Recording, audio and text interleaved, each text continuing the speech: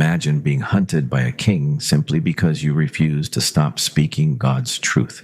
His name was Isaiah, one of the greatest prophets in the history of Israel. He warned kings, confronted sin, and repeatedly told Judah to return to God. But Isaiah's message was not always comforting. Sometimes God told him to announce judgment, and sometimes that truth made powerful people furious. Then came one of Judah's darkest kings, Manasseh.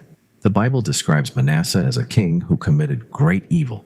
2 Kings says Manasseh shed so much innocent blood that Jerusalem was filled with it.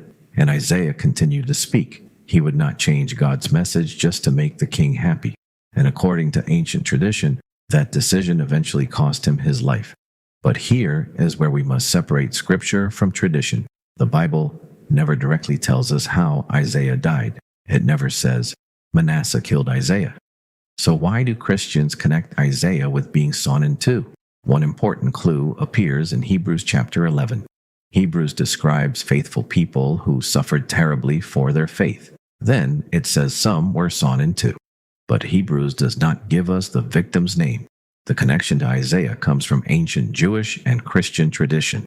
One famous tradition says Manasseh ordered Isaiah's execution. The tradition says Isaiah tried to escape. He found refuge inside a tree. But according to the legend, his hiding place was discovered, and Manasseh ordered the tree to be cut. The story says Isaiah refused to abandon God's truth, and that is why this story has remained so powerful for Christians. He was not remembered because his life was easy. He was remembered because he remained faithful when faith became dangerous. And that may be the deepest lesson hidden inside his story. God's truth does not become less true because people reject it, and obedience does not always lead to an easy life. Sometimes obedience means standing alone. Sometimes it means speaking when everyone else wants silence. And sometimes faith demands courage before it gives comfort.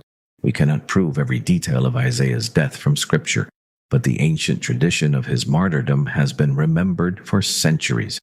And whether we focus on the tradition or simply on Isaiah's biblical ministry, one truth remains. Isaiah chose God's calling over his own comfort.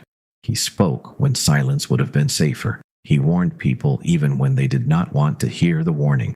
And his words survived the king who wanted him silenced. That is the mystery of faithful people throughout history. People can silence a voice, but they cannot erase the truth God has spoken. Isaiah's life reminds us that faith is not proven when everything is easy. Faith is revealed when the cost becomes real.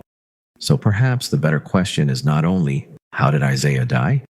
The deeper question is, what was Isaiah willing to live for?